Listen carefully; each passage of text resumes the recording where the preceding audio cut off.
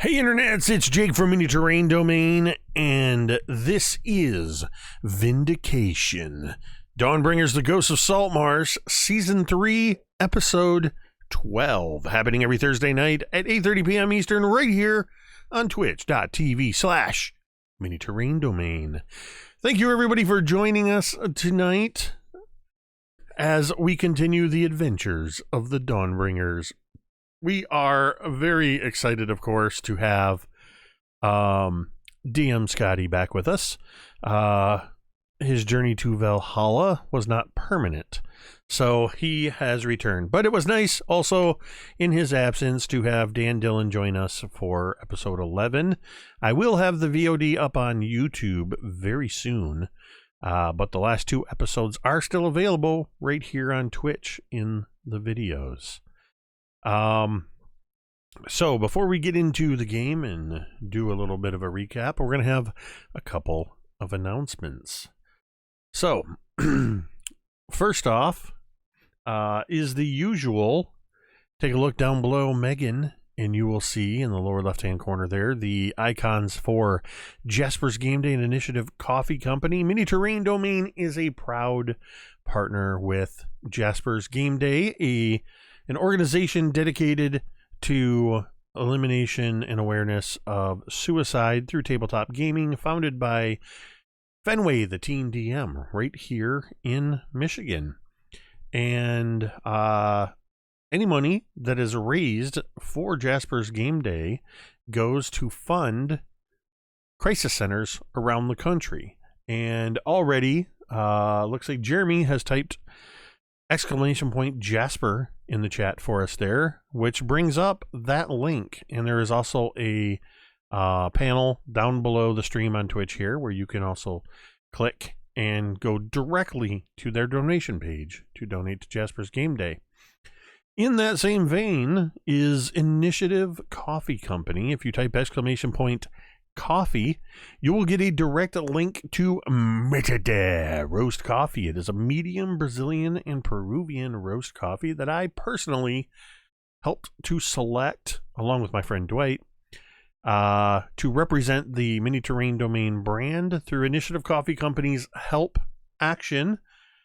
For every 12-ounce bag of Metade roast coffee you purchase using the link that is now shown up in the chat, $3 of that purchase goes towards Jasper's Game Day. That money goes directly to benefit that same organization. So we're doubling down on Jasper's Game Day.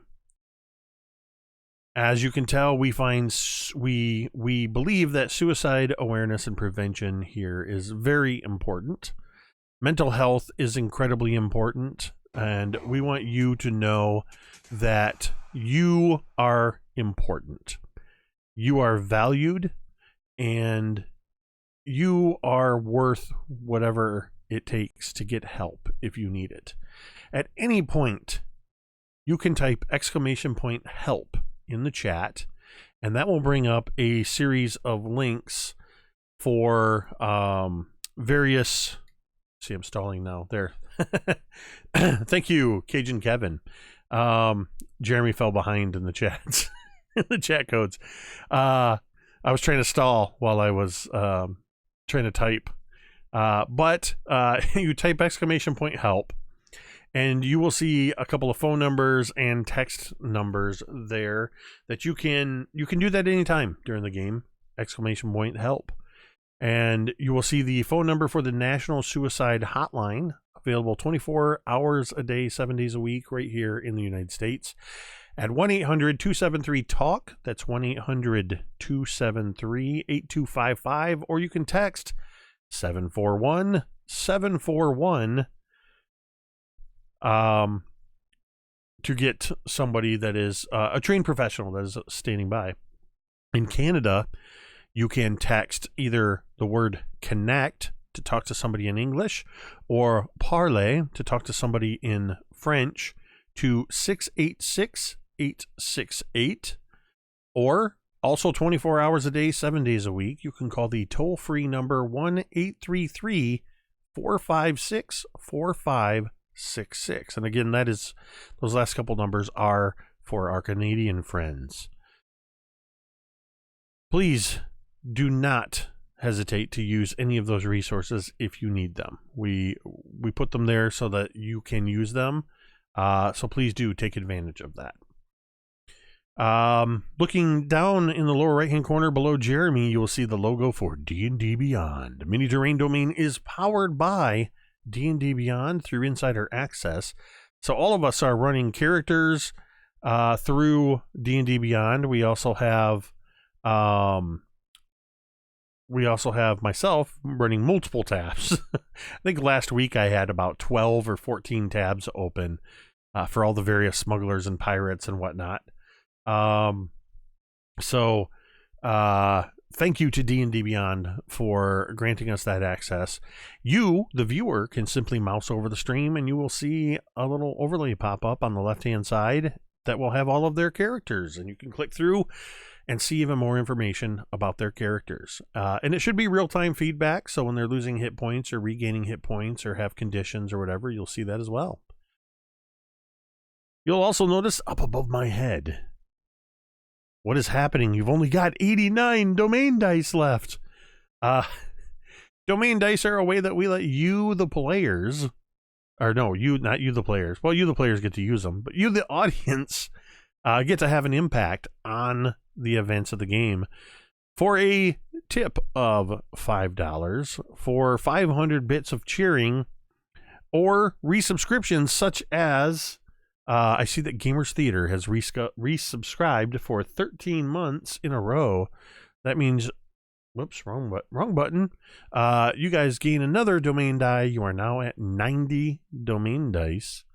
Those domain dice can be used to re-roll a d20 roll and take the new roll. 2 dice will make me re-roll a d20 and take the new roll. And so on and so forth, all the way up to 5 domain dice for a super critical. That is on a hit, you can spend 5 domain dice and turn that hit into a super crit, which is an automatic 2 times max damage hit. Depending on who uses it, how they use it, when they use it, it can be pretty darn big. We've had a few of them used in this game.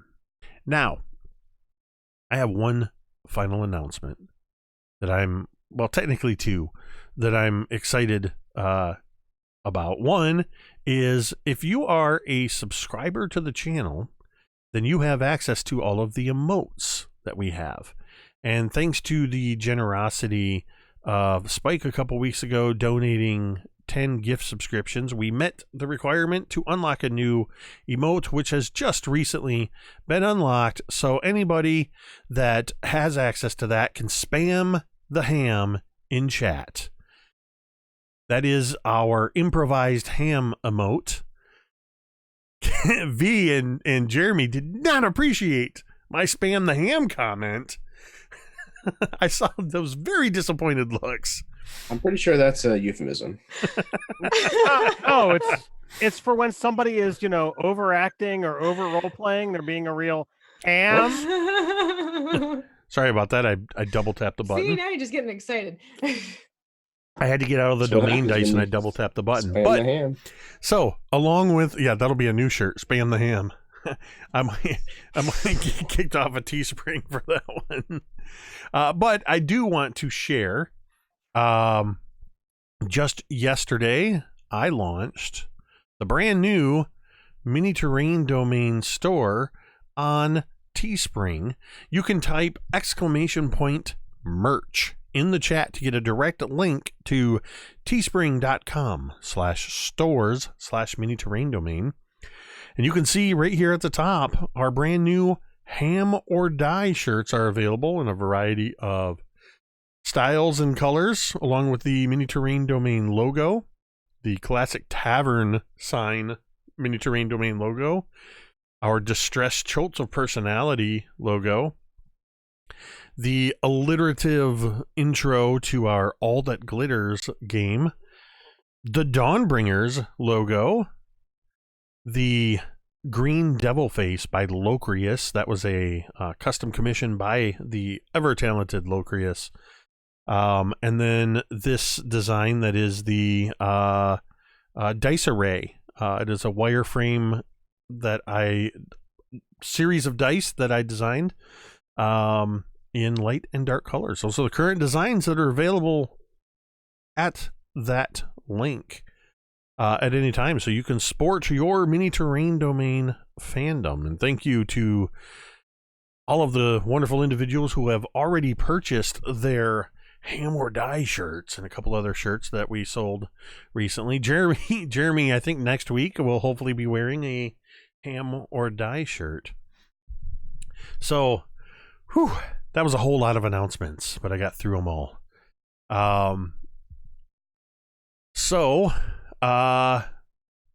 Let's see. I think we're ready to play some Dawnbringers, Ghost of Saltmarsh.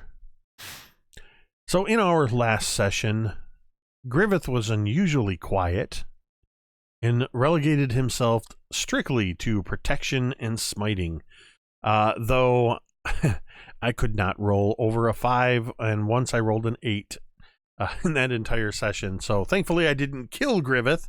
Scotty, we're glad you're back. The players, the characters, the Dawnbringers, they wound up meeting a mysterious Goliath who showed up suddenly. Said that he was looking for somebody. There was a few tense minutes while they sussed each other out and determined that they could trust one another. And the group proceeded to head into the caverns, although they failed to check for traps, and the entire party was clobbered by a falling rocks trap, which also served to alert the bandits in the cavern that somebody was coming. En route, Fig, using fire magic, was able to spot and eliminate a half a dozen bandits that did not see them. When they attempted to go around the other way, they were encountered by another group of bandits that were attempting to ambush them. A fight ensued, and the party quickly made mincemeat of those bandits. They wound their ways through the caverns, dealing with a little bit of green slime. That accounts for some of your hit point loss there, Griveth. They made their way through the wet caverns until they found the smuggler, Sanabale, and a couple of his bugbear bandits with him, holding hostage 12 slaves. Through some very clever maneuvering, they were able to eliminate the bugbears. Fig, once again, using magic, intending to put Sanabale to sleep, wound up putting all of the slaves to sleep, as well as Sanabale. Oh, that was Cantriel. I'm like, why do you look so confused, Megan? I forgot. That was Cantriel that employed the sleep spell. Regardless, the results were the same. Unfortunately, while dealing with Sanabale, that allowed Captain Snake Eyes and his crew to escape to their ship, the Sea Ghost.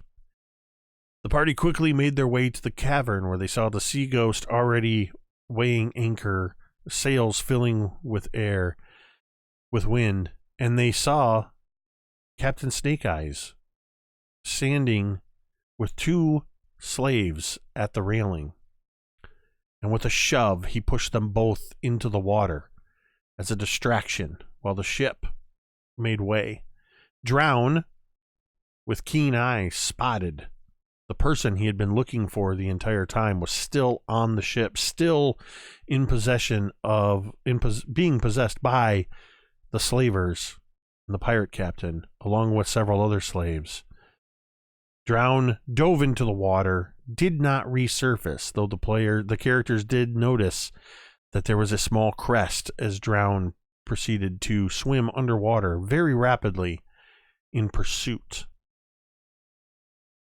Thorgarn did not want to waste any time and was already diving into the water to swim out and rescue the 2 slaves that were pushed overboard. And that is exactly where we are going to pick up, as the waves are rolling in, and the two slaves are being tossed in the salty surf and in the wake of the sea ghost as she makes her escape. Thorgarn, I need you to make an athletics check as you swim out. And is anybody else swimming out with Thorgarn? Would Fig? How far away are the people in the water if Fig were to go to the edge of the dock? There is no dock. This is just a cavern. So you would have to wade into the water right there in the cavern. It is high tide, which had allowed them to come right into the cavern with their away boat. It's about 500-600 feet away where these slaves are in the water. 18.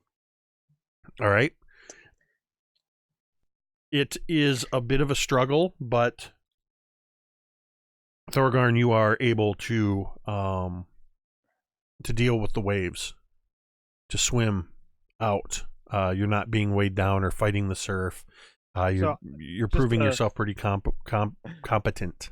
So I would have said, like, I'm not, not going to dive in, with all my weapons and everything else. So I would have assumed I just, dropped off the pack quickly, drop the weapons right there on the edge, and dive in so I could be able to try and, grab them both. Yeah, absolutely. What about everybody else? Does anybody else go in the water? Yeah, I think Fig would. If he can, he would just kind of walk on the floor just to make sure that Thorgarn didn't need any help. It's like off like a cliff, right? Type of situation. There's a drop. No, you guys went down into the caverns and you wound up coming into an open area that I think you guys have pretty much been through this whole area. I should be able to show you now. Yeah. Is it something where like getting a piece of rope out and dropping it down into the water would help them get back out? Or is it's kind of like a shoreline. Here, I'll show you since I have the screen capture set up. So you guys are down in that area 30 now. You made your way through all the way down through there. And where you see that boat shape, that's actually where the long ship or the away boat was. But because it's high tide, this entire cavern is filled with water. So Thorgarn was able to basically wade out into that. And Fig is already, as Thorgarn swimming away, Fig is just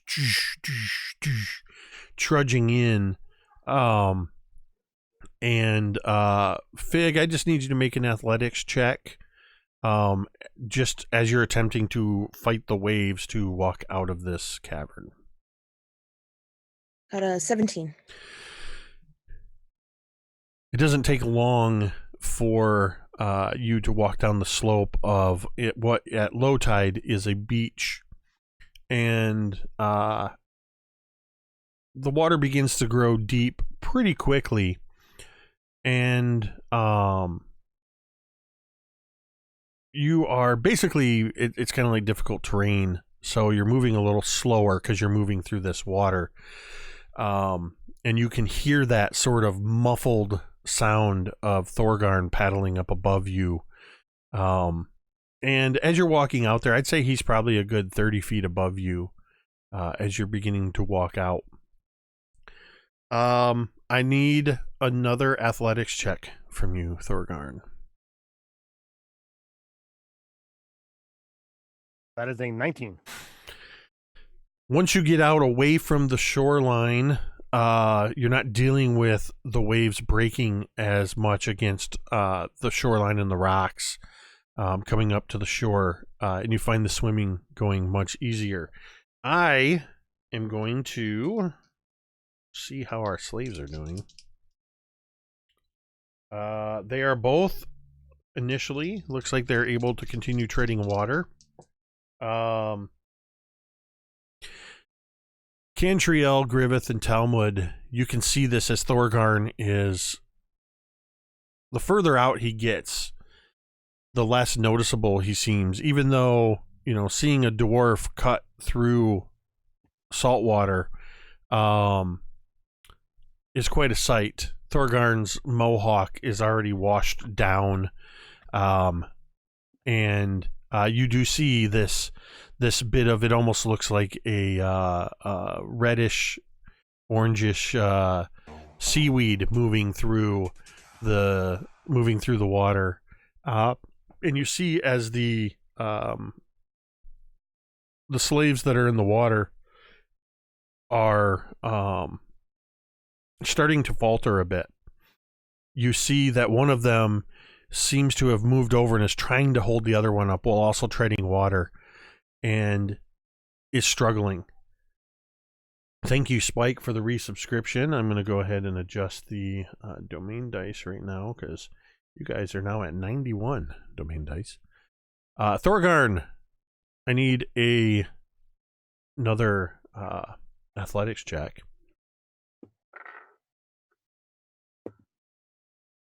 All right. Well, I'm gonna use that new domain die because I don't like a 13.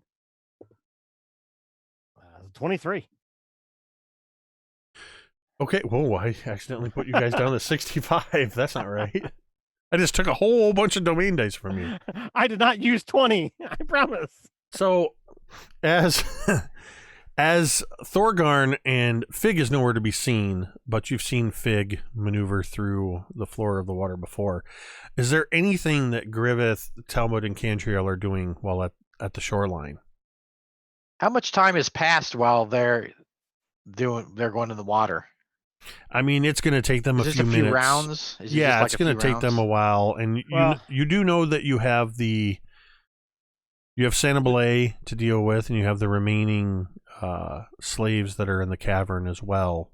To be fair, Griveth was actually left back with the. Oh, that the is slaves true, and Griveth. Santa Griveth, you are tending to Santa Belay and the slaves. That was how they were able to all come out to the cavern. Oh, okay, cool. Because you cool. stayed watching over the prisoner. Gotcha. Cool.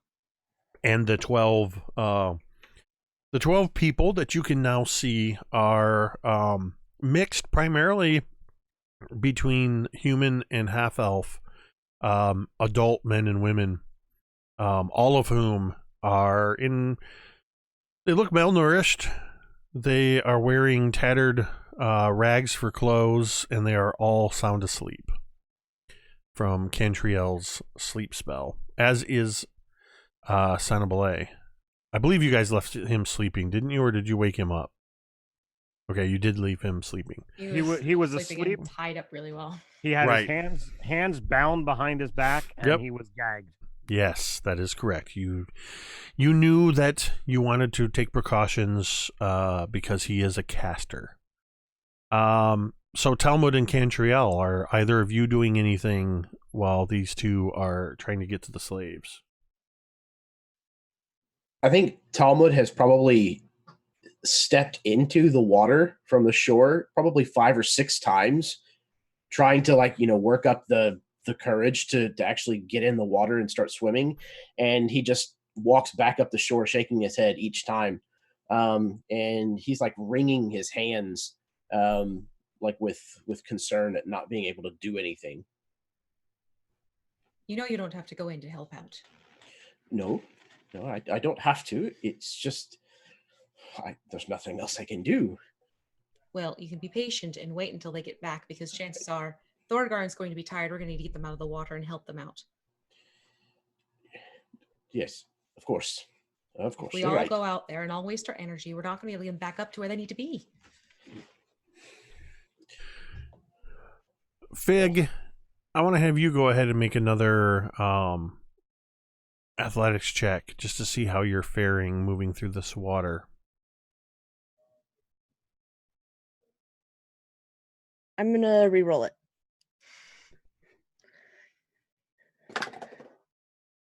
Okay, that's 16. You're finding that you are learning about rip currents and currents under the water. As you feel that you are struggling a little bit, you're still able to move at half speed. It doesn't really slow you down anymore, but you're not able to gain any speed. Let's see how our slaves are doing. The one is really struggling to stay above water, and you actually see him go under Cantriel. And the other one seems to be able to pull him up. But the two of them won't be able to hold out much longer. Thorgarn, give me... How far away am I? You're almost there. How far would you say? At this point, let's see. It's been 1, 2, 3. I've made 3 checks so far. You have, excuse me, 150 feet more to go.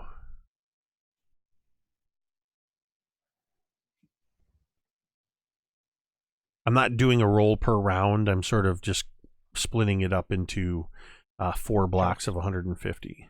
Okay.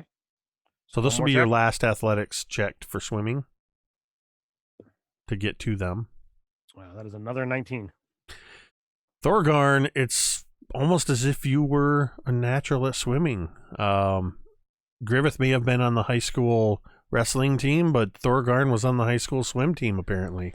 Well, that's what happens with a +6 in athletics. You know, it helps. It's paying off. Fig, go ahead and give me one more athletics check there. Ooh, I got a nat 20 for 26.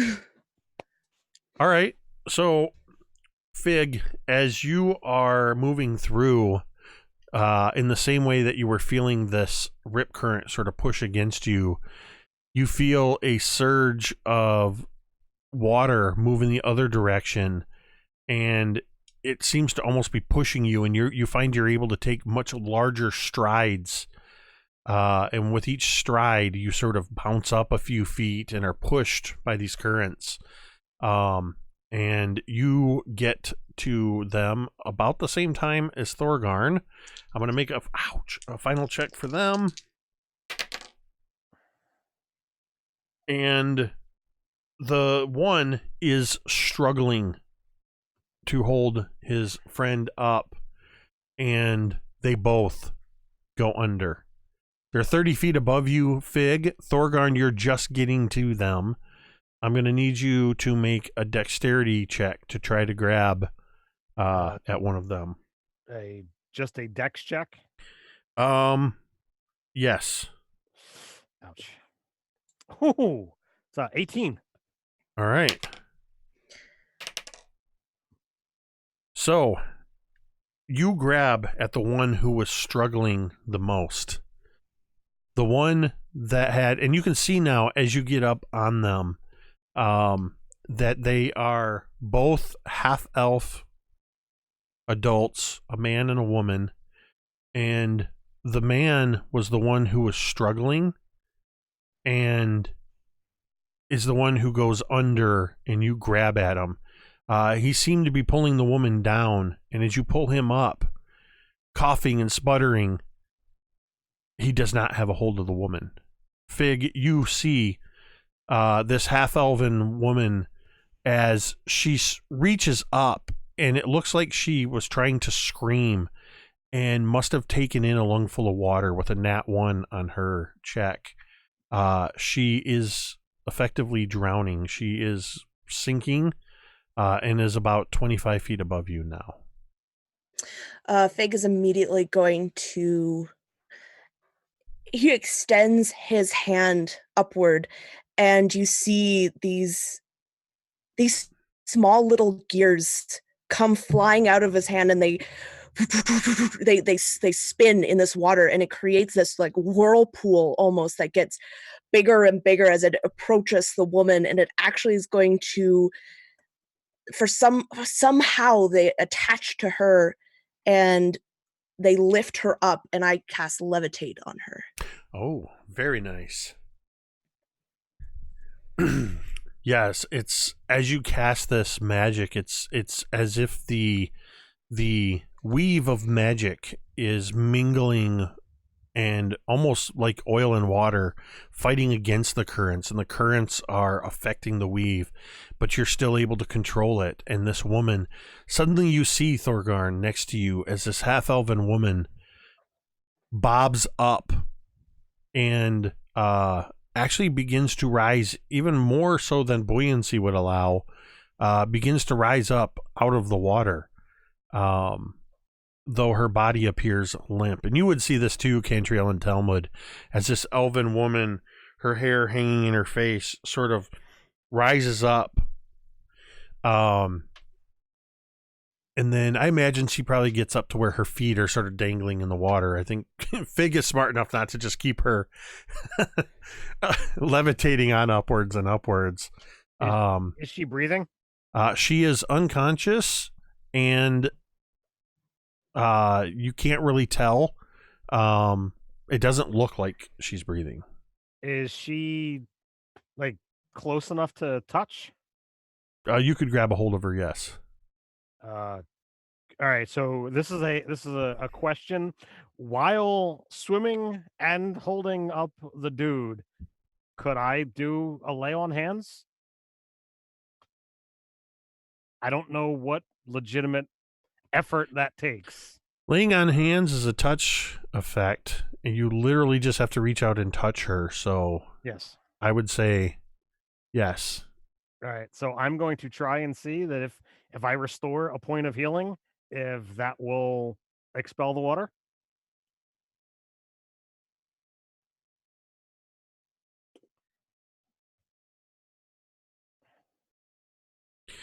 So you reach out as you're trying to start swimming towards shore. You reach out and you sort of grab at her ankle and push your magic into her. How many points are you pushing? I was going to try the one. I mean, I've got only 4 left. Okay, so you're just gonna hit her for 1. As you touch her, she coughs up seawater. Seawater spills out of her mouth, and she immediately, Laramie, what is happening? And she's completely disoriented. Basically, from her perspective, she's now standing on water, and she sees a dwarf grappling with this companion of hers.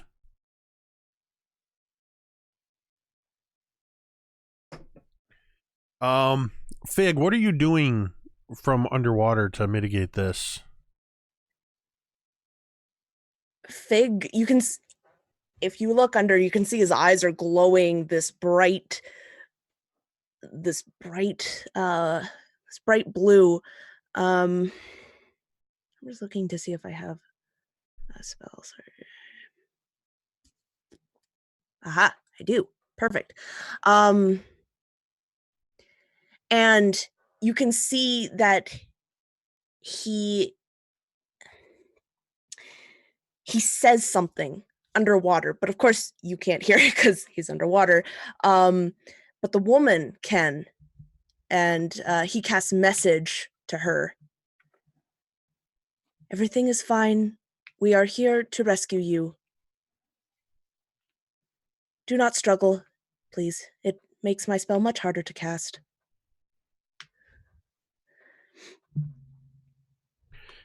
Thorgarn, you see as the woman seems to be looking around, confused. I don't understand what is happening. And she's trying, her feet are sort of moving against the waves, and she's like trying to push against the waves and move after Thorgarn, who is swimming away with her companion. Fig is he's going to start walking back, and as he does so, he's going to move her 20 feet. He can move her 20 feet at a time for 10 minutes. Okay, so... And if it ends, he's going to recast it. Okay. So, for the sake of time, it's a struggle, but Thorgarn, you're able to maneuver your way back towards shore, sort of one arm swimming. Fig moving underneath. For all intents and purposes, the woman may think that she is actually pushing herself along the surface of the water. There's this moment of fear as she sinks in up to her chest before you reactivate the spell again and raise her up. And after about another 15 or 20 minutes, Thorgarn and Fig emerge with these two half-elven slaves before you, Talmud and Cantriel. And Talmud is in the water up to at least, knees or thighs to try to help wrangle them in and relieve Thorgarn. Yeah. 15, 20 minutes of same. swimming is no joke. Yeah. Yeah, I 100% picture this like shaky handheld camera, the camera occasionally dipping underwater as you guys are, struggling to pull them in and get them out of the water. Thorgarn, give me a Constitution check. We'll call it a Constitution saving throw. Thank you. Much better. That is a 17. You're tired, but you are not exhausted. You made it by 1 point. It was a DC 16. Part of it was because I lowered the DC because you swam so well. You didn't fail any of those out there. Had that been just a con check, I would have failed. Saving throw, I'm proficient in. So yay. So you now have this man and this woman. As you are helping her, she's immediately running over to the man. Laramie. And he's clutching at her. Velida, I thought we were gone. I don't understand. What's not to understand? Why did you rescue us? I'm just going to give her this puzzled look. Like, I just don't understand the question. I've never known the slavers to pluck us from the water before. Not a slaver. Not a slaver. Have you been slaves your whole life? We've... Not our whole life. I don't even know how long we've been at sea with them. You're free now. That was our whole point of coming in here and doing this thing. Just a shame that those sea rats on that ship managed to get away before we could get our hands on them. You're the reason they made such an escape. Oh, who are you that Captain Snake Eyes would be so fearful of you? We're the Dawnbringers. There it is. We apparently owe our lives to you. But there are still more. The captain, he took at least half of us. He took us back to the ship.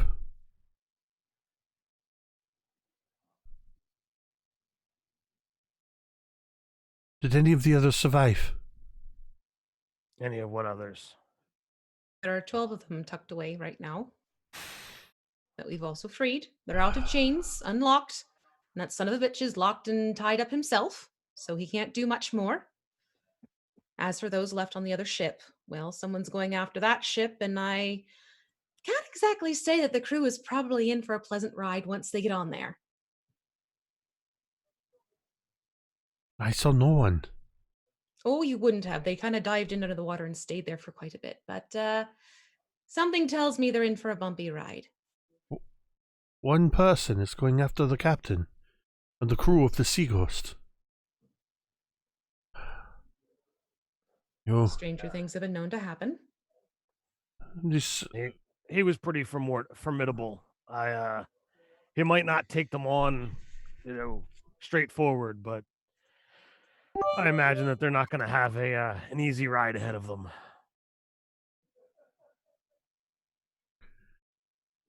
Now let's get you dried up, fed up, and let's get everybody together. Let's get them back to town. Aye. So let's go check in with Griveth and the others, and let's get this whole mess wrapped up. I What? think there was still more ale at that tavern, as a matter of fact. So I see Talmud, at the water's edge. I see the little bit of queasy look in his face. Gonna be able to keep it down, cousin? So far, yes, I think everything's fine. And I give you a slap on the back. I'm trying to knock you in the water. Yeah, he stumbles forwards a little. There's a splash, and he kind of puts his hands out. Cantriel would actually grab the back of his shirt. Oops. Yes, he may not have been able to get into the water, but he kept up his courage. Oh, see there? Even the elf noticed. So we make it back over to Sanabale, making sure I grab my stuff on the beach. Yep, no problem. So we're gonna pull back for a second and figure out what you guys want to do. Is your intention to haul the slaves and Sanabale to town? Do you intend to rest up here at this now essentially vacant house? You kind of made your way through it pretty quickly, so there's a lot of unexplored area of the house. Or are you gonna try to walk a prisoner and 14 slaves 4 miles back to town? Which you can do, I guess, but like, are the slaves in even like functioning condition, so to speak? Like, would they be able to take that walk, or it might have helped them to get some food and water into them? And I'm not even going to make you make a medicine check, especially the two that you now know are Laramie and Velitha. They just spent a considerable amount of time in the water and nearly drowned. They're not doing that great. Though their spirits seem to be up a bit. The slaves, or rather now the former slaves, they look malnourished. They look exhausted. Some of them have open sores. It looks like the slavers weren't doing anything to take care of them other than the barest minimum. I would dare say some of them have scurvy, because that's a thing that happens on ships. So is there foodstuffs in this alcove? There actually is. It looks like with everything that's here, there's actually quite a fair amount of there's a fair amount of supplies and things that look like they were smuggled in here, in addition to the slaves themselves, along with, it looks like the smugglers here were taking a resupply. So there is food, there is fresh water, there are casks of ale, there's salted meats, fresh fruits, things like that. So there is a fair amount of food and water. So, Thorgarn would, recommend we let the prisoners, eat their full, rest. We use whatever, spell power we have left to, heal, cure, whatever it is that we can do.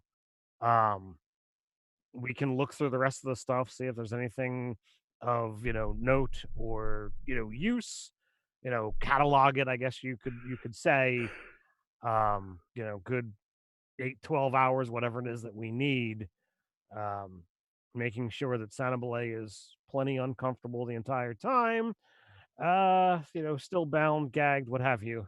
Would you attempt to talk to him at all, to interrogate him, or would you leave him gagged?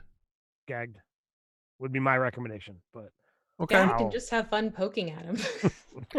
So I will give you whoever's going to keep track of this treasure. I'm going to list off some items here. But make a note that these items are in the cavern. Because right now I don't think you have the means by which, although I'm forgetting that somebody has a hat of holding. So maybe some of these things could be. So here are the following items. Beyond the normal food stuffs that are more provisional for you're leaving here for the slaves. I guess we'll call them refugees now rather than slaves, as you have freed them. You find that there are, I think there was more down there too. Hold on.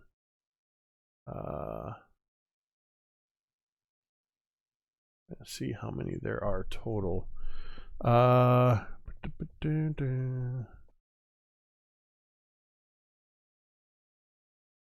Okay, so there's a total of 8 bolts of silk.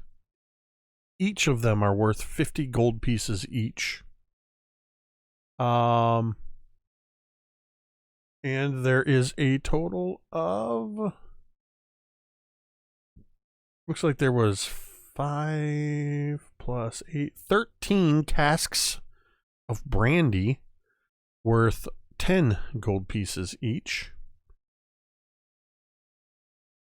One of the hobgoblins that was killed is actually wearing an incredibly well-kept set of armor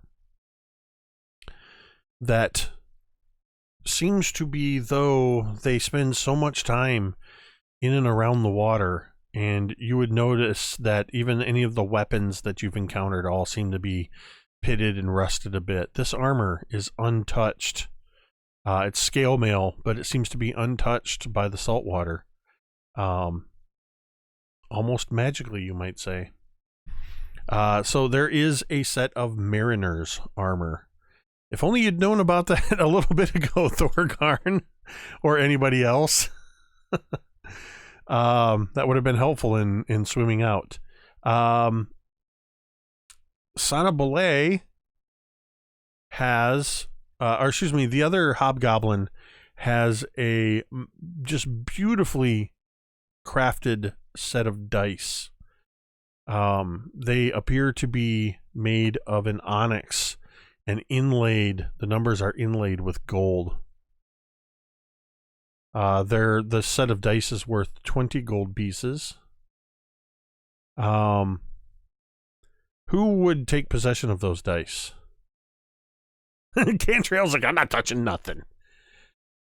Talmud, as you are holding onto these dice, and it's actually a set of 4, actually no, there's 6, 6-sided dice, and they have golden pips on them. But you notice that as you hold them out in your hand, they seem to move just with a certain subtle way that seems not quite natural. And as you play with them in your hand, you notice that they always seem to come up favorably. These are loaded gaming dice. You have a set of 6 D6s worth 20 gold pieces. And who would have searched Sanabale? Cantriel's like, I did. Everything Sanabale carries is cursed. I'm just kidding. Using an arrow, I'd not be like touching anything. I'd be like, literally poking him and like just getting things out. I don't even care if I'm waking him up. I might even use some vicious mockery on him just to be safe. So you actually find that the only thing he has tucked into his robes is a very long, delicate wooden pipe. And the bowl of this pipe appears to be made of polished river stone. And Sonabale seems to squirm a bit.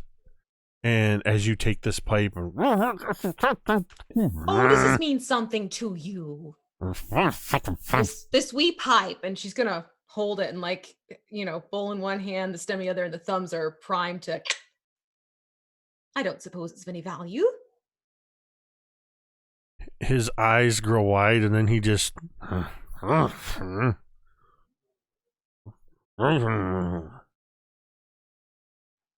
Seems a little flimsy. So there's no actual coin or anything here. no. Could I look over the pipe a little bit more closely to see if there's any sort of like magical factor to it? Give me an Arcana check. That's what I was hoping, because that has a nice arcana.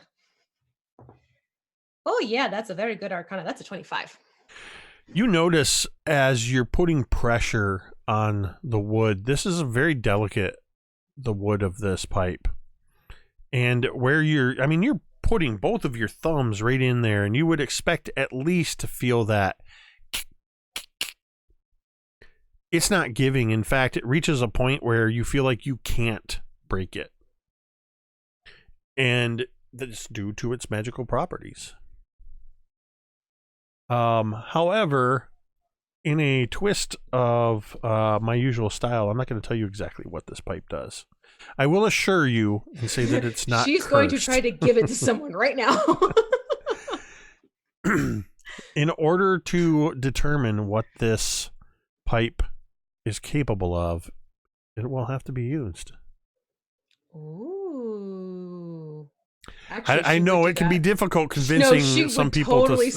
She would totally start smoking it just to screw with that son of a bitch. You would actually have found, in addition to the pipe, you would have found a small leather pouch of pipeweed. Okay, this will be. She's going to sit down next to him and like sit cross-legged, and she'll start like packing the pipe and everything. My father liked to smoke quite often. His tobacco always smelled like vanilla. This is, let's see if it's any good. And she'll start puffing on the pipe.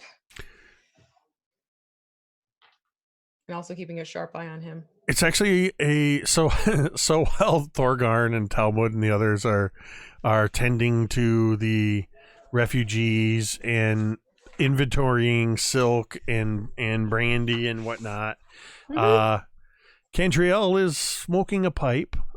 It is actually a very rich tobacco that is initially smells exactly like that vanilla. And as you sit there and you continue to smoke this pipe, after about 10 minutes, as you exhale, a particularly billowy cloud of pipe smoke, it doesn't blow away in the cross draft. Instead, it begins to form shapes. Cantriel, what is your most impressive and heroic achievement that would be displayed as shapes in the smoke, as if a memory of your most heroic deed was a moving picture of smoke and shadow? Oh, it'd have to be slaying the dragon for her. And so that entire scene plays out right there before you. You see Sonabale's eyes. As this happens, you see him sort of sink when the magic finally happens for you. And then as the shapes begin to coalesce and he watches them, you see his eyes following. And then he keeps looking over to you, Cantriel, and his eyes grow a little bit wider. And he actually seems to kind of shrink in just a little bit. Not expecting to see such a incredible display. And after about 5 minutes, the smoke, as the smoke dragon is dissipated or is destroyed, the smoke dissipates, the pipe goes out, and you will not be able to use the pipe in this fashion until the next day.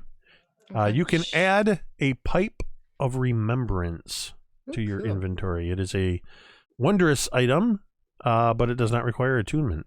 Oh, good. She would totally lean forward seeing that he saw that. And just sort of get a grin on her face. And just think, I actually like dragons. Slavers? Definitely not. Not in the least little bit.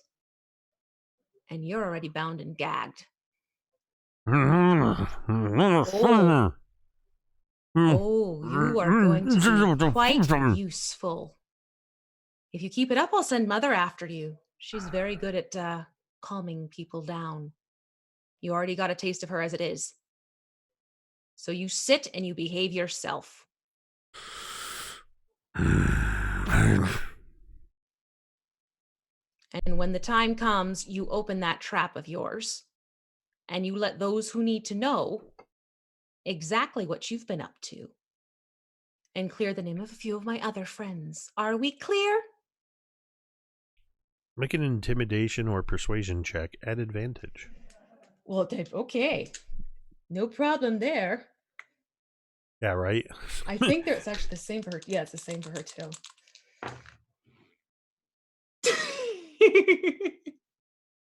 That's a 27. Or no, sorry, 26, because I just got a credit. Not that he could have beaten that anyway, but I rolled just for fun, and there was a 3 on the die. So, Sanabale is very, very much realizing that as he seems to sort of look at what's left of his 2 hobgoblin companions and just finally take in the whole situation, realize that he is defeated. So, if I heard correctly, wait, what was that? I was just going to add something. At some point, whenever Cantriel is smoking the pipe, Talmud kind of walks past and kind of figures out what's going on. And he says, "Oh, I miss Vi and her vegetables." Aww. So what is the general mood or, status of the refugees?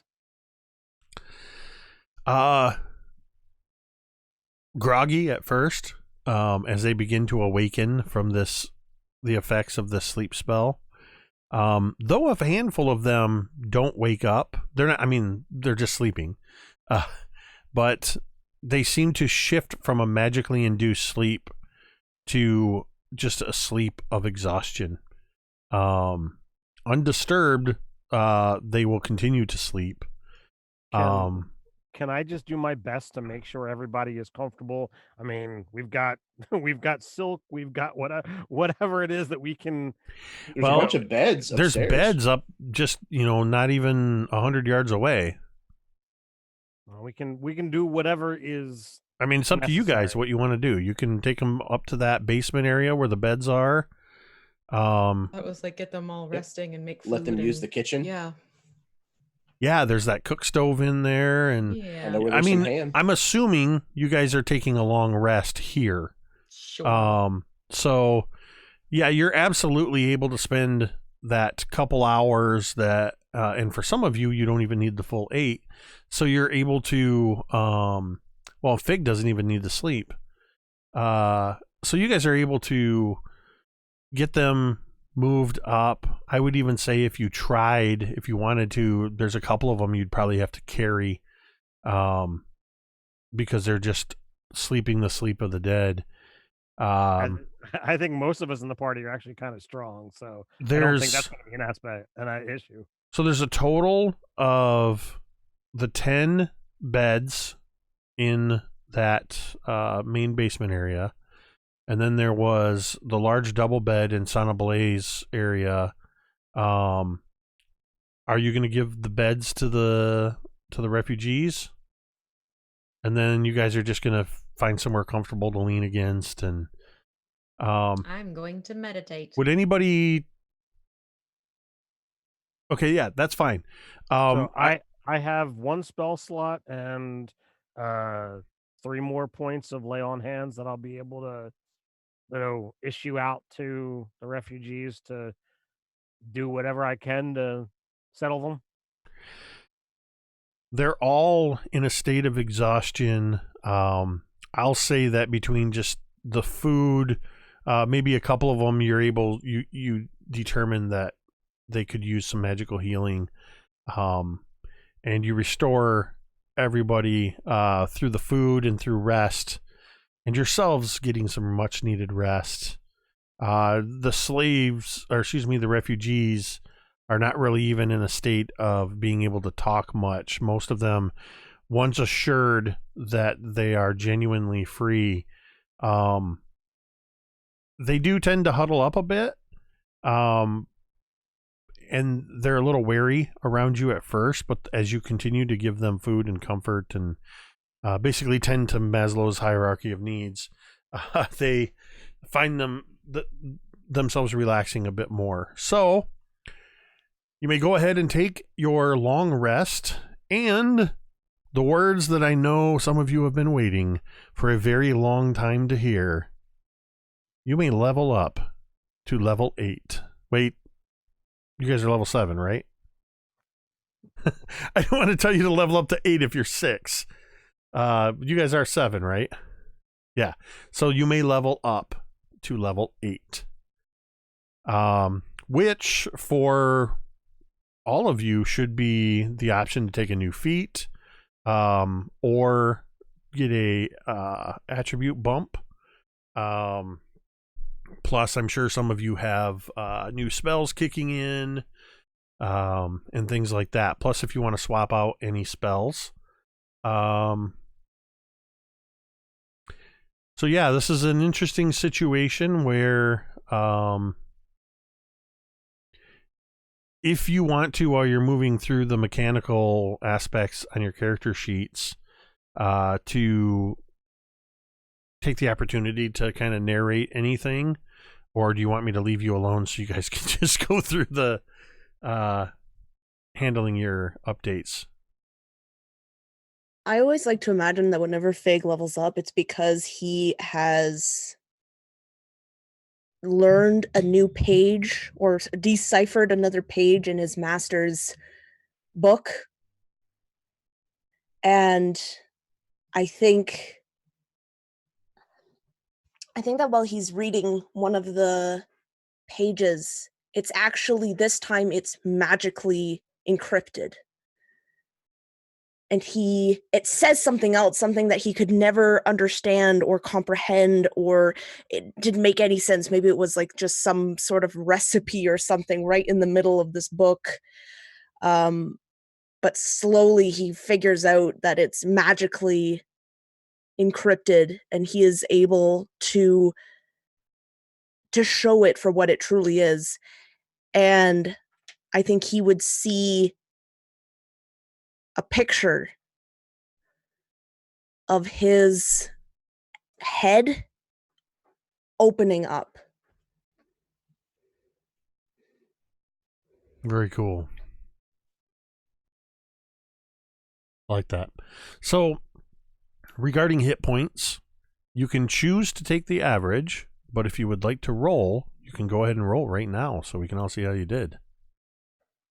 And I don't remember if I've done this in the past, but because I don't think we've ever rolled on stream or leveled up on stream. But if you do choose to roll, you can re-roll ones. Rather, yeah, you can re-roll run. We roll. Good Lord. You heard me the first time. Which of us smoked that pipe weed? Is anybody rolling for hit points, or is everybody taking the average? Jeremy's going to roll. I got a 5. You got a 5 plus. That's what I'm looking at right now. I think if you have it set for manual HP, that you just have to add the 5 to whatever the rolled HP number is, and it's calculating your con bonus in there. And it will auto calculate that too if you end up bumping your con up. Okay. Because you do get, of course, retroactively additional hit points. So who else was rolling? Jeremy?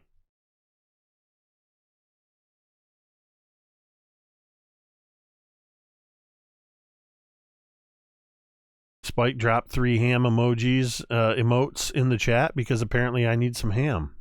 Thank you, Spike. So I rolled a 10 on the die. Nice. 10 out of 12. Yep. And for this level, I am taking a feat, if those are allowed. I think they are. Absolutely. Good deal. I took Savage Attacker. Where is the...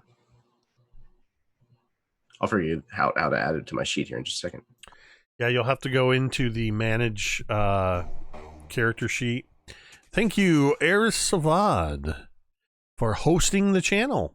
Also, I think earlier, Fellowship the Table was hosting, and I saw Luke from the DM's Lair at the top of the stream jumped in. And I think Juice was in here. If he's not still here, I think Juice was here.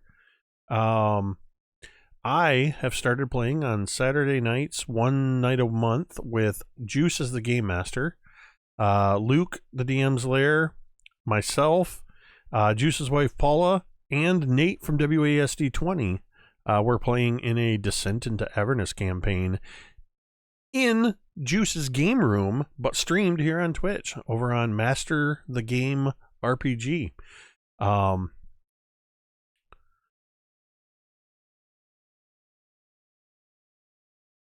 Spike says, wait, do you allow the attribute increase and feats or combo? No, it's one or the other, Spike.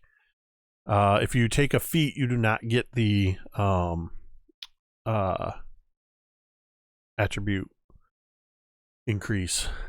Which is why I've yet to manage any stats stat bumps yet. Because you've been taking feats. Well, no, I've got 1 feat in 3 classes. So. Oh, right.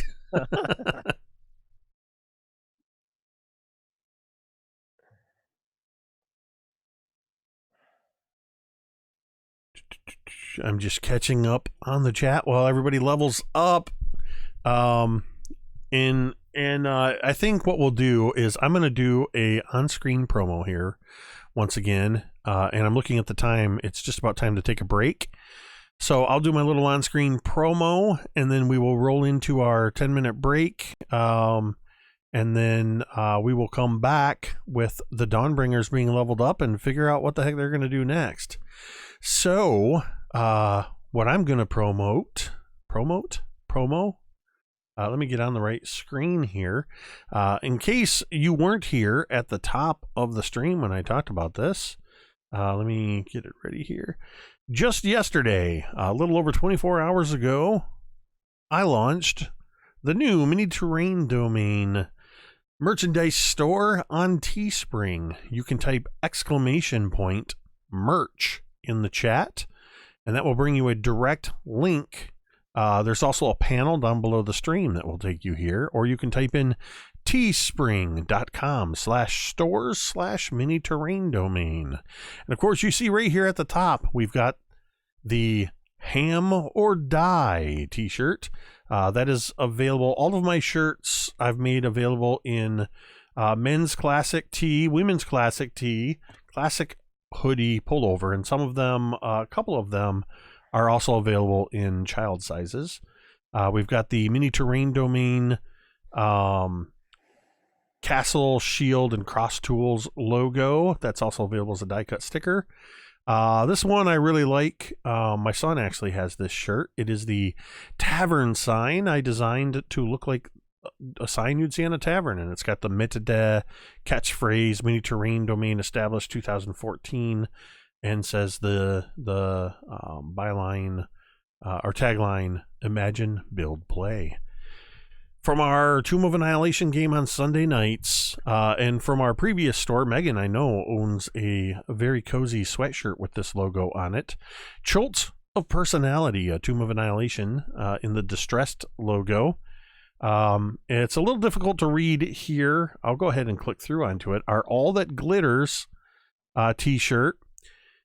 This is the alliteration that Mike had at the top of the campaign to describe it. The factual but fantastical fable of four friends who finagle foes, fiends, and factions, all to find a forbidden fortune filched by a felonious forerunner. And that is pretty much our All That Glitters. Megan and I playing that along with Dwight and Cassie, and making occasional appearances is V, who was playing our cleric Kiaria.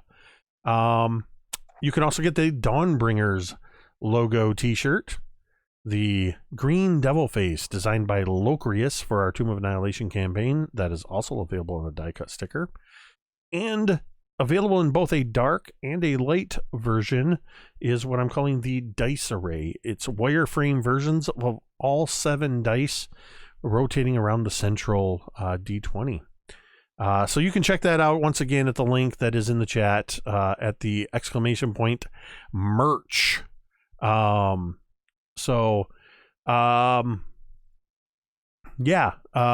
ahead if you want. We've already sold a few of the hammer die and a couple other shirts. So I'm excited to see people share pictures, hopefully, of themselves with their shirts. You can share those over on facebook.com/mini-terrain-domain. All right, we're going to go ahead while the Dawnbringers continue to level up their characters. We are going to take a quick break. We'll be back in just about 10 minutes. I know the break thing, commercial thing's a little outdated. I will be updating it, I promise.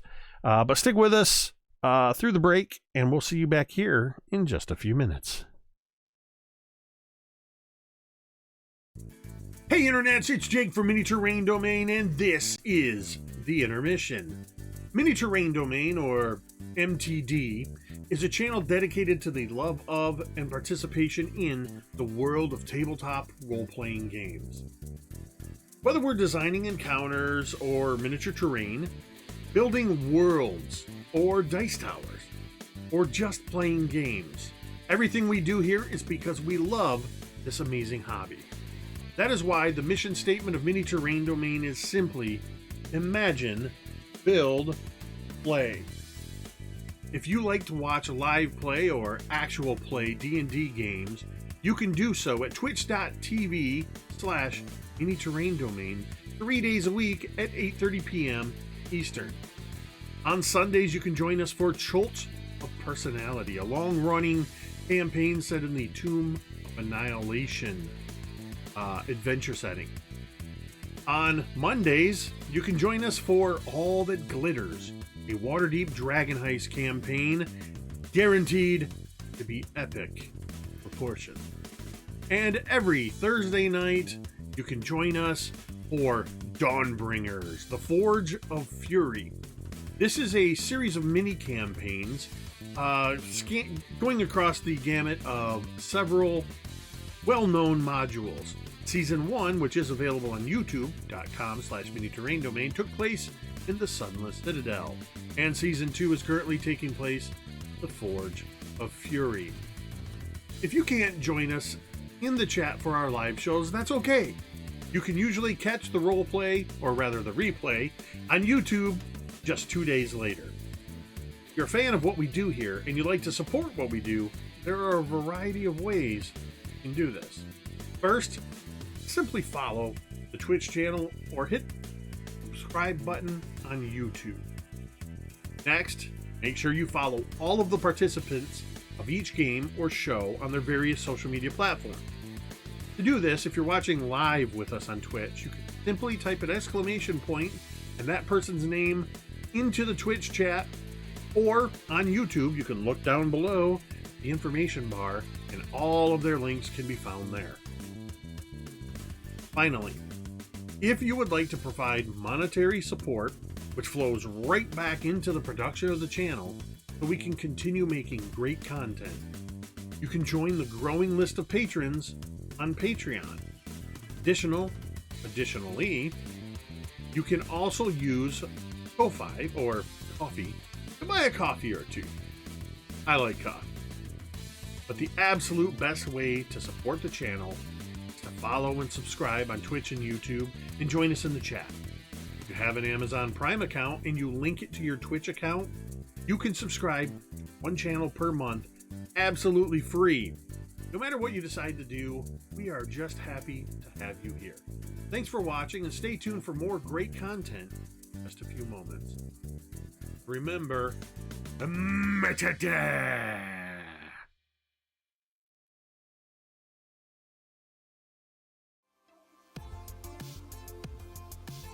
Hi everyone, I'm V and I have the YouTube channel, The Crafting Muse.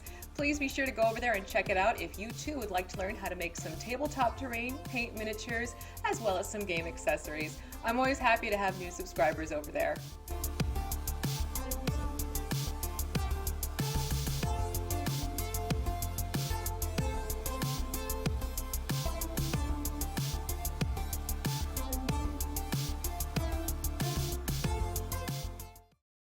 Learn the ways of the Game Master, the Dungeon Master, and delve into the minds of the players. If you're looking for adventure, excitement, thrills, and a dice-rolling good time, grab the modules each month and play the campaign with your gaming group with quest givers DM Scotty and DMG. They're taking you on an epic journey through the role-playing experience every Friday. You're sure to get hooked on adventure. And we really liked the idea of creating adventures together, so we thought that'd be a lot of fun to share with you guys. I didn't think this kind of stuff would come out of my brain. We are quest givers, and I'll see you in the next video. Adventure Mixtape, a music and adventure anthology, is a collection of 4 adventures for the 5th edition of the world's most popular role-playing game. The adventures are setting neutral and meant to be seamlessly dropped into any world that has a large seaside city and a jungle environment. With a bit of adaptation, the environments could be changed to suit any group. In Treaty of the Tiger King by Kelsey Dion of the Arcane Library, a distant king arrives at the city to negotiate the peaceful end of a war, but the mercenary guild has other insidious plans for him. Will the players be able to thwart assassination attempts against King Rami and help him negotiate circles of social intrigue in order to finally end the war?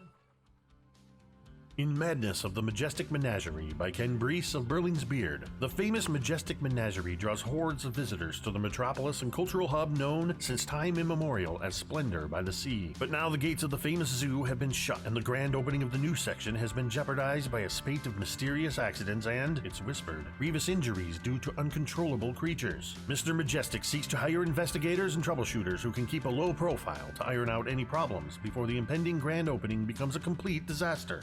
Do you have what it takes to uncover what's driving the madness that's befallen the Majestic Menagerie?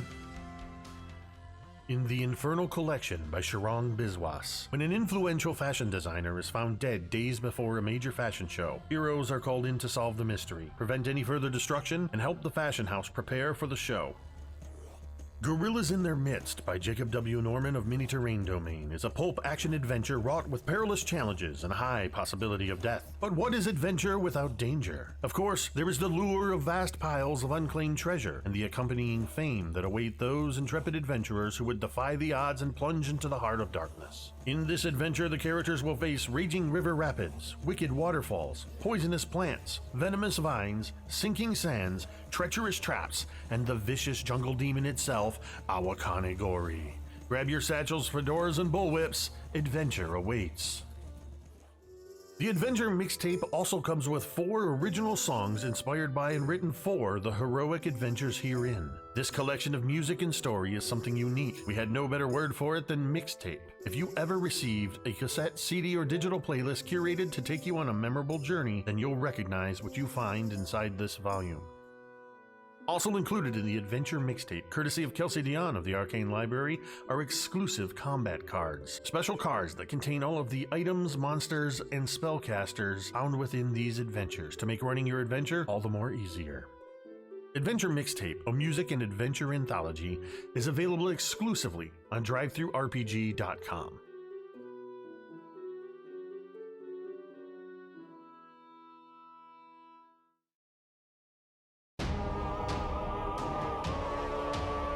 Griveth, once home to the most wondrous kingdom the world had ever known, blasted to nothing in just a fortnight. It is here that the fiends of hell walk among us. It is here where all things die. Welcome to Griveth. Demon invaders roam the landscape and have conquered all. The world is a ravaged and wrathful wasteland where the old world lies buried beneath the blood and sand with its gods and its secrets. Water is fought over with blood and steel. Compatible with the 5th edition of the world's oldest fantasy role-playing game, this book contains all new character creation options, including all of the familiar classes with new aspects befitting the ravaged wastelands of Griveth, along with new backgrounds, subclasses, spells, feats, and so much more. New races will allow you to play as the Cursed Ash Elves, the Forsaken Humans, the Primordial Incarnate, the Proud Orcs, the Reptilian Suri, or the Infernal-Blooded Tieflings. New game mechanics such as blood, grit, and effort give your games an intense focus on lethality and survival. Numerous role tables full of ideas to help bring your games to life. Featuring incredible thematic art by Brandish Gilhelm of Runehammer Games, as well as Lloyd Collins. The people of Griveth are not heroes. In Griveth it is courage just to survive. Will you rise to face the tide of demons, or will you succumb to the hostile elements? Available now on DriveThruRPG.com.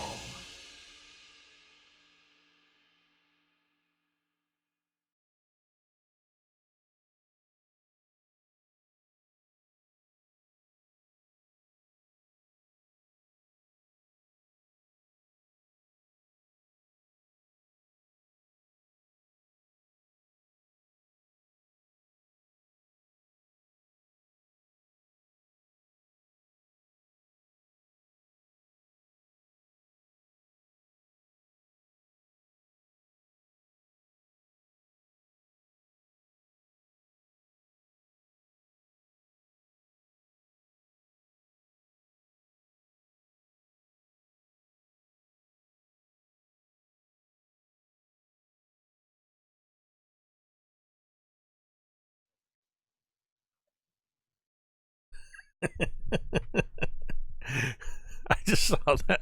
That was very personal. What? I can't ask for to get hit with ham bones? Come on, guys. You know that this ham bone was never intended to be anything but a straight piece of improvised food and weapon. Never was it intended for double entendre use. So I have to ask a question. Did we get the name of this episode? Yes, Vindication. Vindication. And Tomiko says we'd never use it that way. So when we come out of our long rest, and I pray to Moradin, I look at the nice scale mail armor that the bugbear had, and I'm still still torn as to see if anybody else wants it. So I'm gonna stick with my regular, and I will put my Blessing of the Forge upon my regular armor. And it bestows upon me a little bit more protection than it had been before, now that I actually have the protection fighting style. You'll never be able to get that bugbear smell out. The defense fighting style. So how are the refugees looking after a night's rest? They are doing considerably better. They're still exhausted. They're still haggard. It's going to take more than a single night's rest and a little bit of good food to completely heal them. But you see color returning to them. And with the additional little bits of healing that you did as they were getting settled in, they're all in decent shape. So are they able to, have conversation and talk now? Yeah, a few of them are already starting to talk amongst themselves, checking in with one another. So we took a watch just to make sure that, as Cantriel would say, son of a bitch didn't actually get to sleep, right? Somebody sat You there kept Sanabale awake all night? right? That was the plan? Okay. Yeah, Give him he's exhaustion. We played Britney Spears all night long just for him. I imagine, especially as the morning began to wear on, that he tried to hold out for as long as he could, but eventually you see him fighting one eye and then the other eye closing, and no sooner do his eyes close than somebody just slamming on the wall or kicking his feet or something, and he is very exhausted now.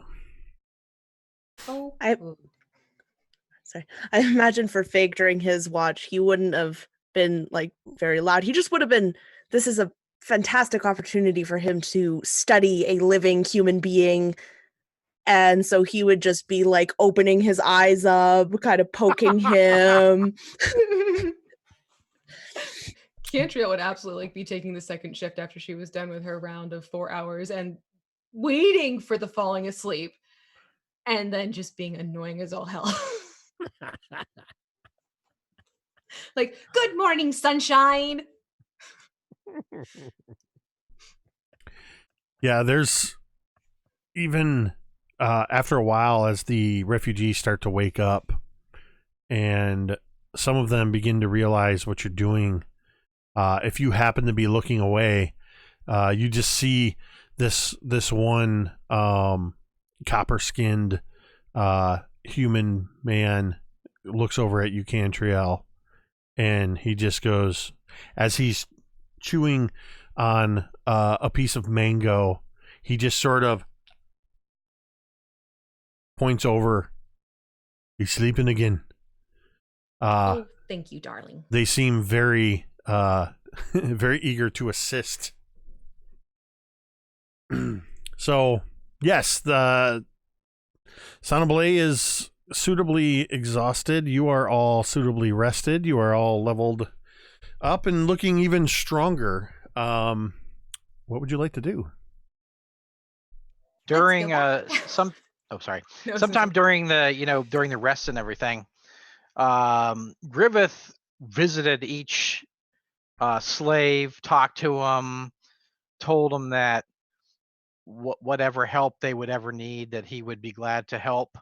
And he washed them, just got a rag and water and just cleaned their wounds and cleaned the dirt off of them, just gently and attentively. And then, spent his time getting to know each one. Excellent. Yes, you it doesn't take long for you to become admired amongst the refugees. They see you. Even a couple of them recognize the symbol of Eldath, and they basically look at you as a sort of missionary, and graciously accept the help that you are offering.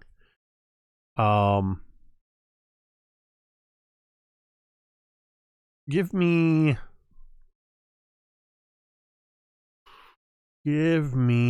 a, I'm not sure what role this should be. Give me a D20 roll, and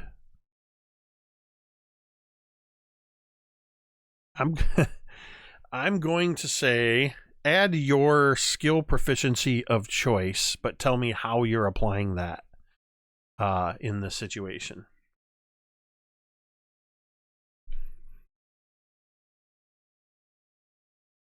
Muted. Okay, I'm going to use insight. Okay. And as Griveth approaches each person, washes them, comforts them, pledges his support of all of them to help them on their feet.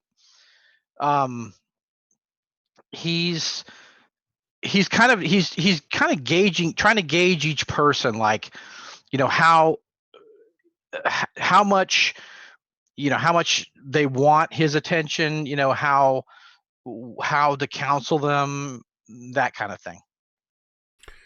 All right, and did you roll? I did. I got a 19. In tending to these 14 refugees, you find that most of them are they're accepting of the food you're offering. They're accepting of your assistance in cleaning their wounds and cleaning up a bit. And most of them will answer simple yes or no questions, head nods, that sort of thing. They're very much skittish. You find that it's hard for any of them to look you in the eyes. They tend to, when they speak to you, they hold their heads down. But Laramie and Velitha seem to be the ones that have taken on the role of spokespeople for the refugees. And you're able to find out, Griveth, that they are brother and sister, and that all of these elves and humans were taken from small coastal villages up and down the coast from far enough away that there would be no chance that they would know anybody up here. As best they can determine, they have been traveling with the pirates for about 6 months since they were captured. Velitha and Laramie have been on the ship the longest because they had sort of earned a position of, they're hesitant to say trust, but with the captain and crew for being able to deal as go-betweens with the slaves. And what you're able to learn is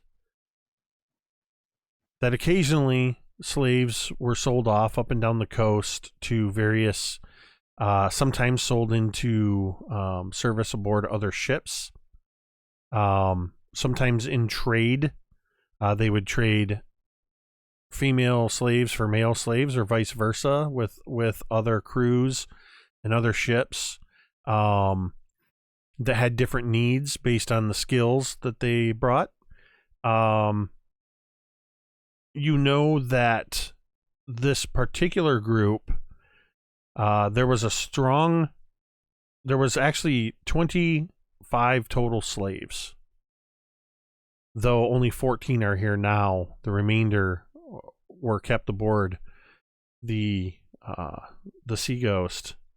They were all intended to be brought here and offloaded, and then delivered up the coast to a lizard folk tribe.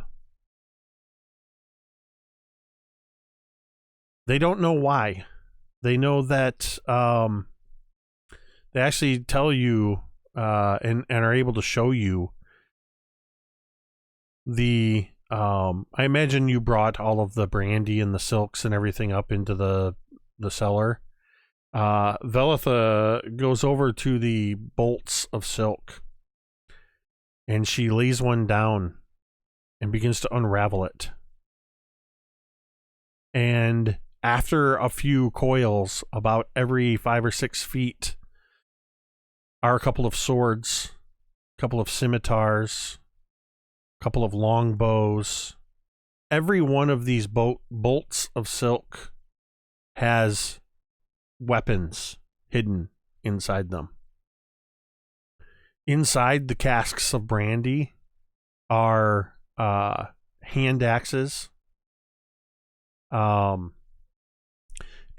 daggers, and other weapons, smaller weapons. A couple of them have hammers in them, but there's enough weapons here to outfit a small army. And based on what they had overheard, this was one of several trips that had been made over the course of the last year to supply this region with arms and occasional slaves for the lizard folk in the region.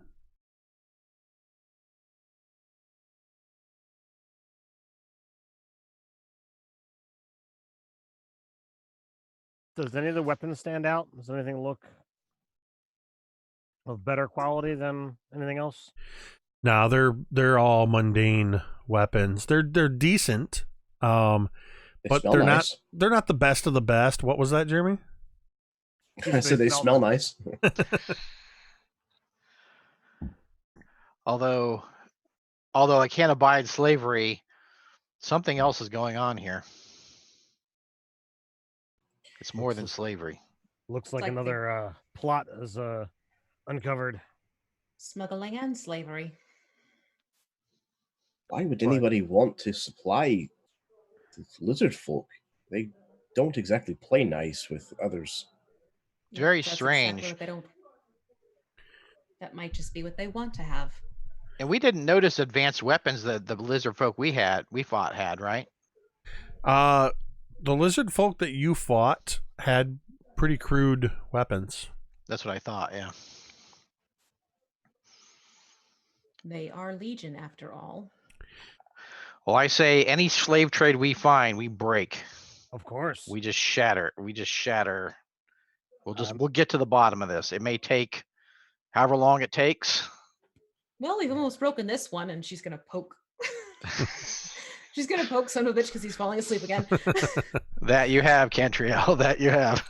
In answer to whoever it was that said, why would anybody deal with the lizard folk? Velitha says, we overheard them saying that they always pay very well. They seem to not fully understand the value of coin and gemstones, and they always pay more than the weapons and the people are worth. That is why they are so eager to deal with them. And they always want more. Oh, I'm sorry. Maybe there's some place they're pillaging from and they don't understand the value of what they're pillaging. Well, all I know is that, this now, we still have to deal with the sea ghost and make sure that reign of terror ends. And we are going to have to go find this lizard folk tribe and deal with that as well. Well, we might find it easier to get into town, prove a certain someone innocent, then put his nice little traveling ship to use. Make it easier to catch up with them. Good point, Cantriel. Yes, I do have a head on my shoulders.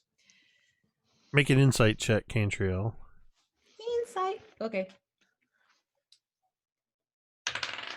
And I'm going to use a domain die for that one. Because that's pathetic. That's better. That's a 12.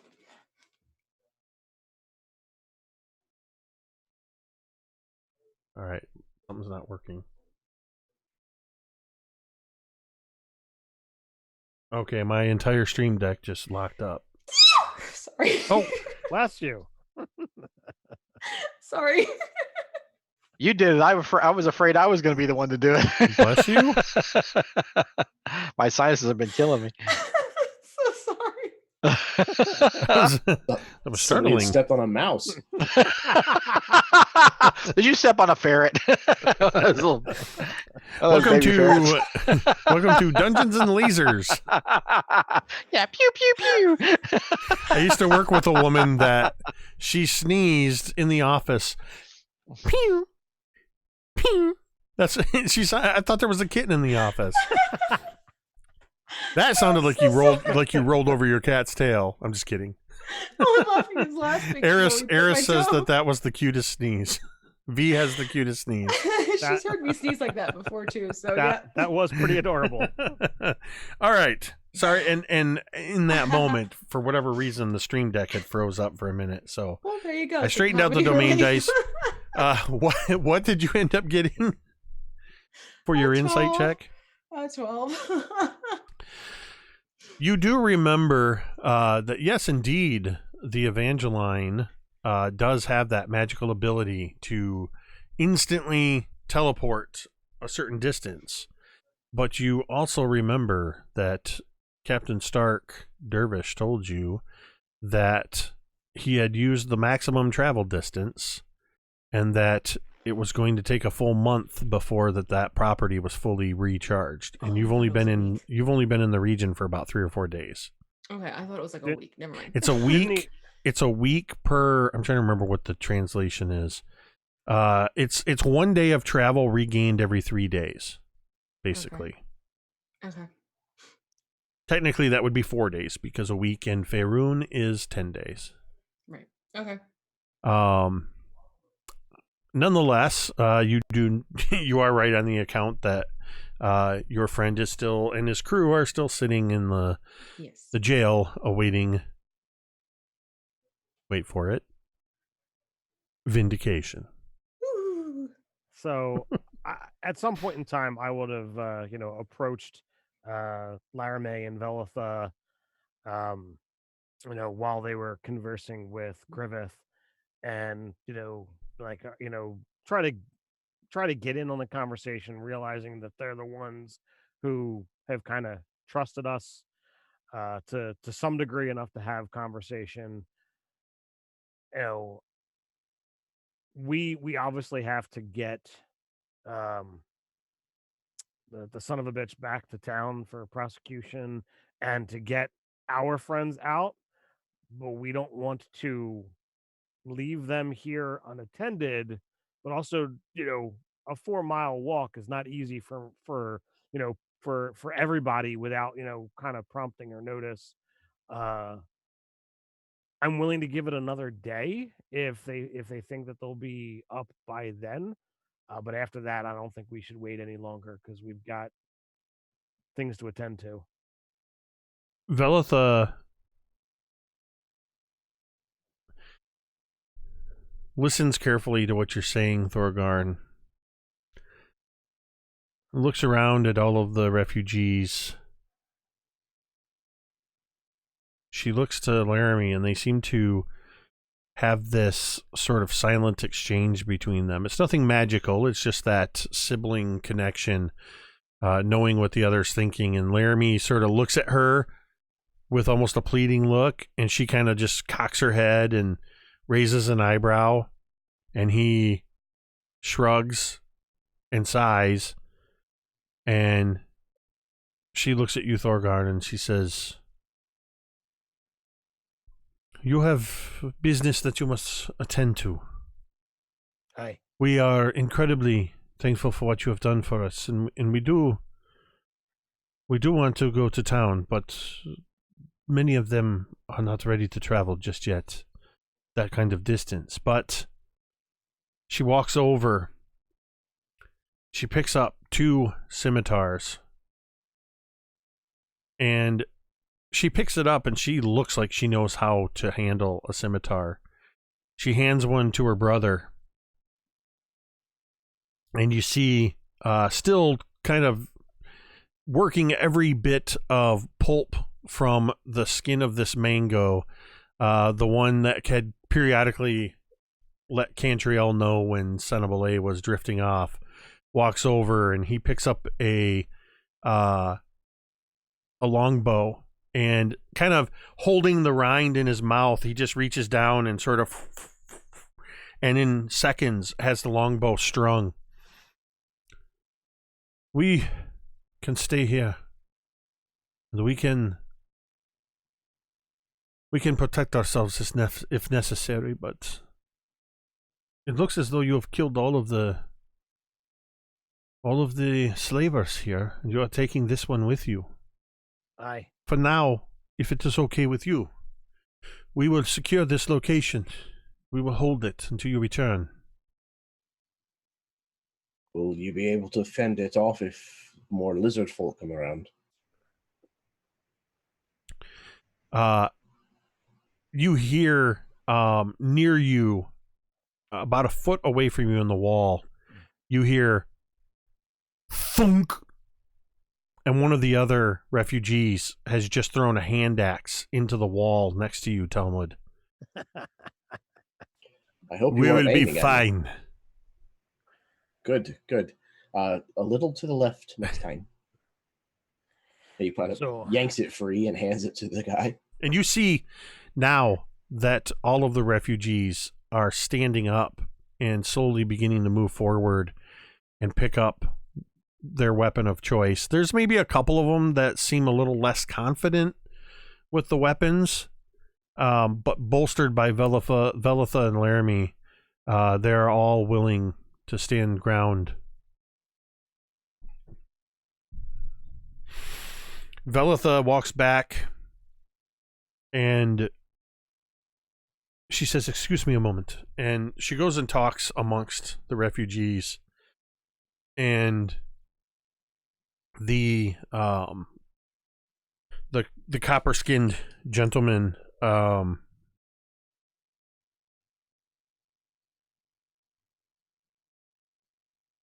having found a quiver, slings it over his bare shoulders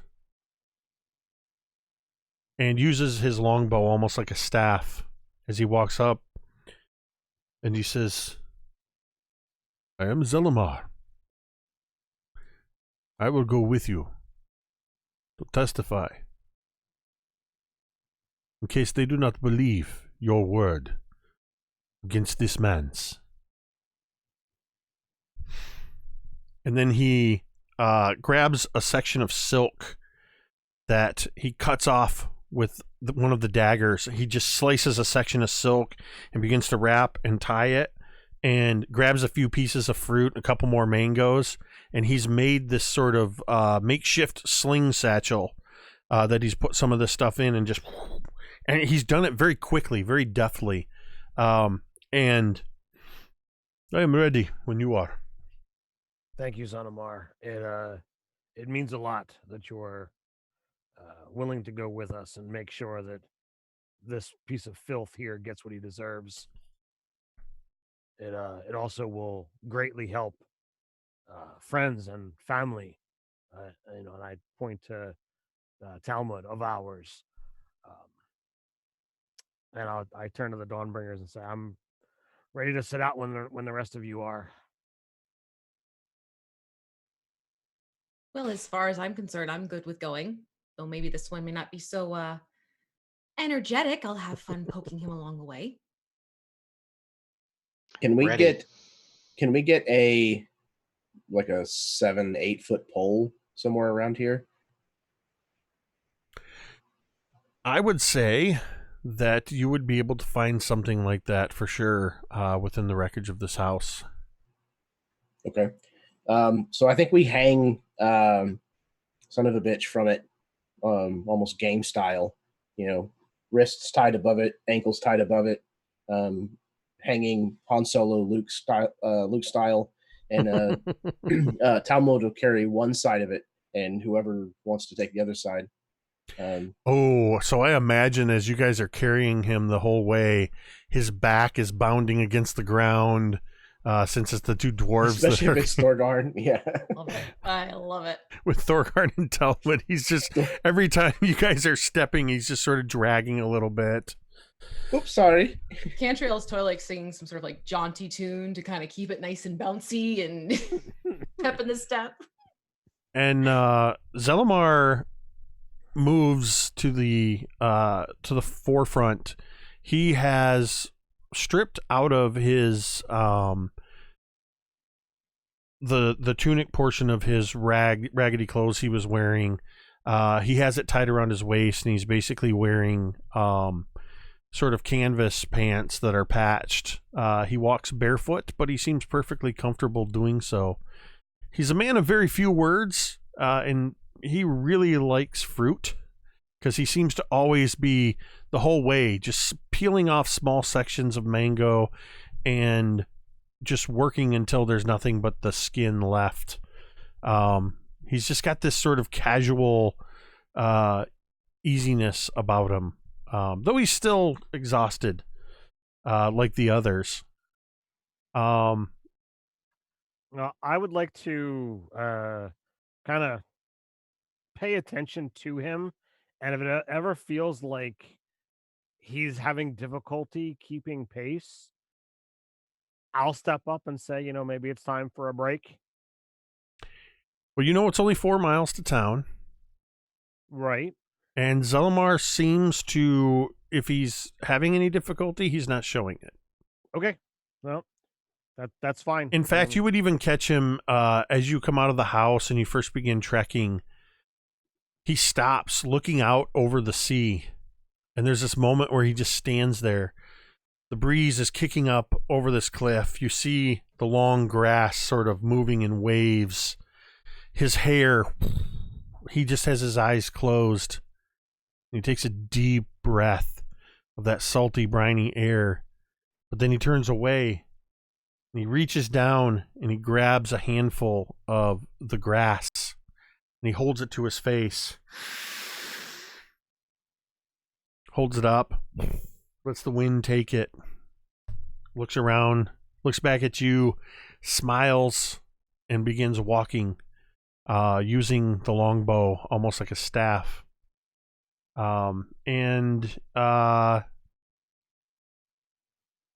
It takes you guys, particularly carrying Sanabale between you as you are, it takes you a little over an hour to make your way back into town. And I need to see. Forgot to go. I gotta go back to the actual Saltmarsh map. We've been on this map for the last few sessions. Was there a known location to where the council actually meets? Well, I'm trying to remember which way you guys headed out of town. I thought we were supposed to go back to like where the jailhouse was and everything, weren't we? Yeah, that could work too. So I think that's where we dropped. Well, you had headed out north of town, and the jailhouse was on the heading much further south, and you'd eventually go through the town and go across that bridge that had all the dwellings and stuff on it. But as you are heading into town, you're catching a few stares from people as you're carrying this figure tied between you. But you also notice that as you're entering the town, there doesn't seem to be as much bustle in this part of town. There doesn't seem to be as many people.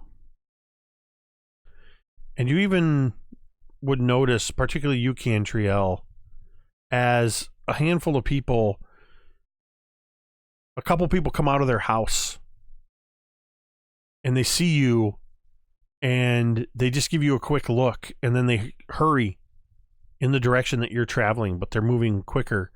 And you look further ahead and you see that there's quite a few people that are moving towards where you head into the deepest part of town. The road curves around to the west for a little bit before it would come to that cross river of the big bridge. And where you had run, in fact, that big area in the center of town where you had run into the Lady Vantage, and met up with all of the dwarves before going into the Wicker Goat. Something is happening in the town, the center of town, and everybody is rushing that way. Could I Misty step in front of one of them as they're starting to run away and question them? Absolutely. I'd absolutely turn to their. One moment, I'm going to find out what's going on here. Dear goodness. Hello. Oh my gosh. You're going to give me a heart attack. Oh, my apologies, but you seem to be in a rush, and something important seems to be going on. Would you mind catching me up? Well, I don't know where you've been, dearie. And you see that this is an older human woman. I'm a bit slower than the others, but there has to be a hanging within the hour. Hanging. Within an hour. Yes, they're hanging the slavers in the town square. No, they're not hanging the slavers. They're hanging innocent people. Oh, I assure you, they are. No, that's the slaver. And she'll point down the way to the one who's trussed up and on the pole. That's the real slaver. I don't know what to tell you, dearie. And she kind of moves past you and begins hurrying as fast as she can in the direction of the town square. Okay, was that old lady excited about getting to a hanging? Would they have heard that from where we're standing? If I jumped 30 feet? I would say yes, just because the street's not crowded as it usually is. So there's not a lot of din to So hold on, I need to check out something. I took up sending. This is that part where everybody's got to suddenly double check their new abilities and That's see just it. What are they capable of. Go. So we need to run. I can't use any of my new abilities on the old lady. I don't think that would be appropriate at this point. Okay, could I send a message to what's his face? Firebrand. Firebrand, thank you. I want to send a message to Firebrand to let him know we're on our way and to stall. I have to be familiar with them. I would say that we're familiar with Oleander Firebrand. I would think so. He has to have an intelligence score of at least 1. I mean, I had to go back one session to one get his second. name, Across any distance, any plane.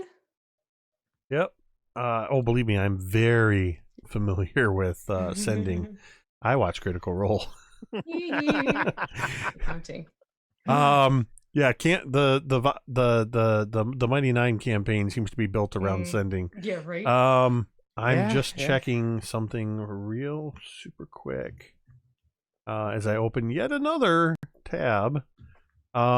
Yes. What do you say? You have 25 words or less. Oh yes, I know. Okay, so caught real slavers. Stall the hanging. We're bringing back evidence and a witness. We have the proof needed to stop this hanging. Cantriel.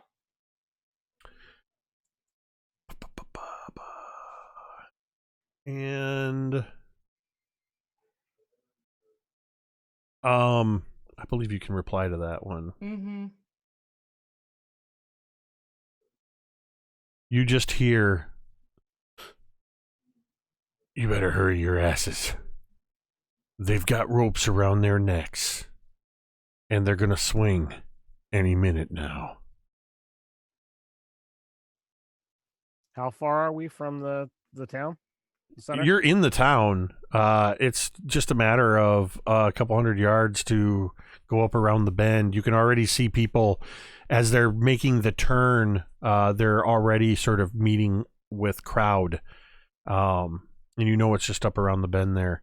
Can I mad dash it then and run ahead of everyone? Yeah.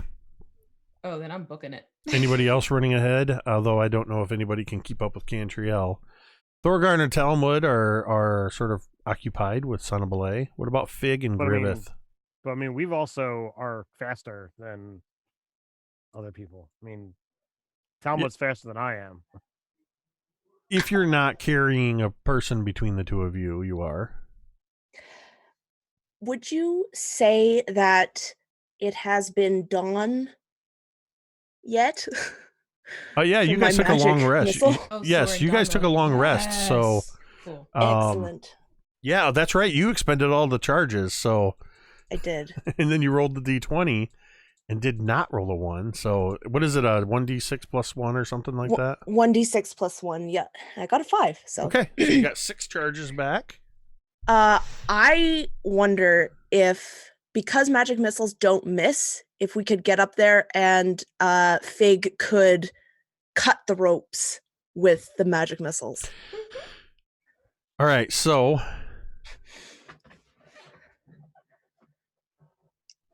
Cantriel and Fig. Griveth, what are you doing? Just to give Cantriel time. Are you rushing ahead, Griveth, with Cantriel and Fig, or are you staying with Thorgarn and Talmud?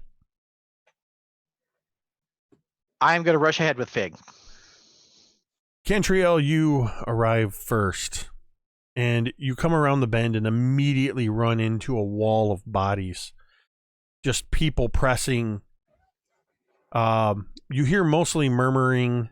A lot of people seem to be have almost a cheerful spirit about it, and you hear a lot of phrases along the lines of, "It's about time. They shouldn't have let them go this long without swinging. Slavers should be killed as soon as they're caught. It's been a while since we've had a good hanging."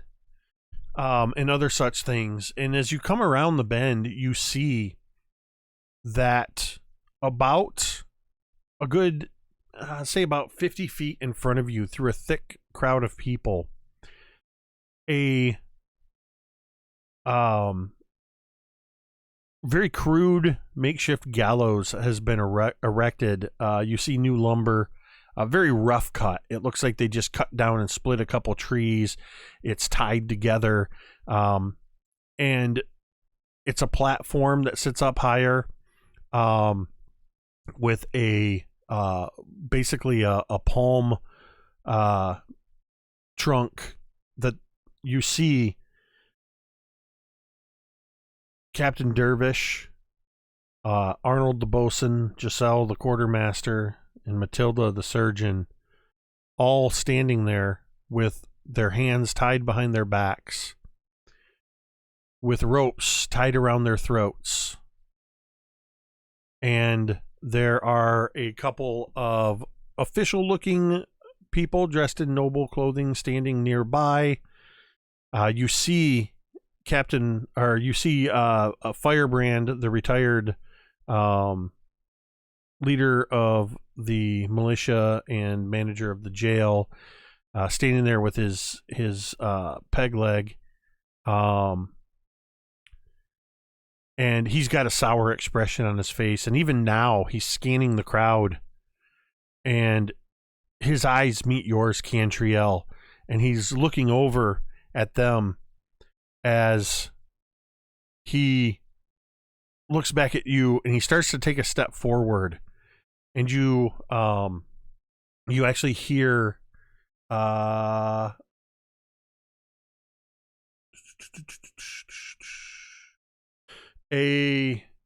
there's a very well-dressed older gentleman. He's so clean he looks out of place in Saltmarsh. His clothes are clean, his beard very neatly trimmed to a point. He's got a mustache that comes out into a curl, and he wears one of those decorative short capes. He's wearing purple and gold and white, a vest, couple gold chains, and he stands there with his head held high as he stands on a platform. And he says, "We have delayed long enough. It's time for the slavers to pay their due." And just as you come around the corner, Fig, and you see this Cantriel, you also catch sight, Cantriel, you feel somebody's hands on your arm, and you turn to see Roland the cook. And he just looks at you and he says, "Ma'am." And his eyes are wet with tears, and he looks helpless as he looks towards his captain and the other shipmates of his. And just as you come around the corner, Fig, you see this sight. And Griveth, you come in right behind, and you see this sight. And 3 strong men standing behind them kick the timber that's under their feet. And you see all 4 of them as the rope goes taut and they begin struggling with their hands tied behind their backs. And that is where we are going to end tonight's session.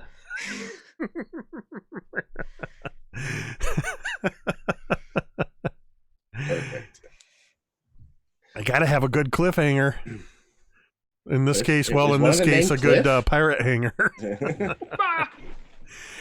I had ideas. Well, you're gonna have to hold on to them for a I don't week. wanna. Fig's got. I imagine as they're coming around the corner, Fig that coat that not moleskin. That's Hagrid. The oilskin coat with the brilliant green trim, and your hat sort of the brim flopping, the coat trailing behind as your hand extends below your sleeve a little bit, and you just see that and that wand just go into your hand and begin to glow with that blue, and that's where the words come across the screen, to be continued. But the Dawnbringers have finally leveled up. It's been a while. Once you get up into these mid-tier levels, it takes a little longer in between, as Talmud the dwarf or Jeremy is struggling to count. That's right. The Dawnbringers are now level 8. Having successfully broken up this smuggling operation, or at least put a dent in the smuggling operation and the slaving operation, though Captain Snake Eyes and the Sea Ghost are still at large. You saved 14 refugees, 14 slaves. So that's something to be pretty proud of. And for all intents and purposes, they've secured what was once a haunted house and smuggler base and are taking care of it and holding it for you. So Dawnbringers headquarters, maybe? I don't know. We'll see what happens next week on the Dawnbringers. And maybe next week's episode should be called At Rope's End or something like that. Not a hanging? So, yeah, that was a lot of fun. I love that I say next week, and for the first time I get an audible no. So, Tamiko says we should call it Swingers.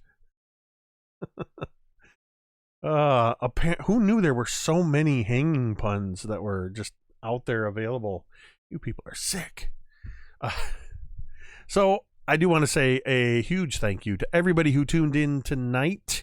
Thank you to Eris for the host. Thank you to Spike for the cheer of 1,000 bits and the 2-month resubscription. Gamers Theater also resubscribed for 13 months. So thank you to all of you who did that. Thank you to everybody hanging out in the chat. I love that there's just so much conversation happening in there. Obviously, I'm running the game. I can't watch the chat that closely, but I do see it moving along here. I love you guys just in there spamming ham and chatting, and that's just what I'm going to call it from now on, is spam and ham. I don't care about the double entendre or whatever anybody says.